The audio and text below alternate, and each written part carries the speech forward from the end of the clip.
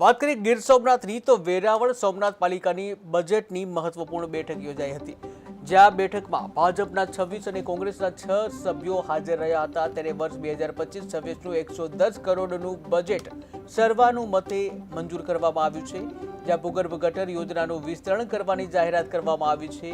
ત્યારે વિવિધ ખર્ચ અને કામોનું રજૂ કરી 15 ઠરાવો મંજૂર કરવામાં આવ્યા છે.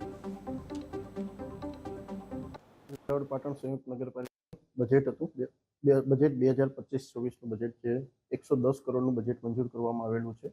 જેમાં 11 કરોડ 27 લાખની પુરાંતવાળું બજેટ મંજૂર કરવામાં આવ્યું છે. આજના બજેટની અંદર નગરપાલિકા દ્વારા ફેઝ 2ની કામગીરીનો ઉલ્લેખ થયેલો છે. ટાવર ચોકથી લઈ અને નમસ્તે સુધીનો નો હોકર્સ ઝોન અને આઇકોનિક રોડ તરીકે જાહેર કરેલો છે. એ રોડ વાઇડનિંગ કરી અને એના ડેવલપમેન્ટ બાબતે વિચારેલું છે.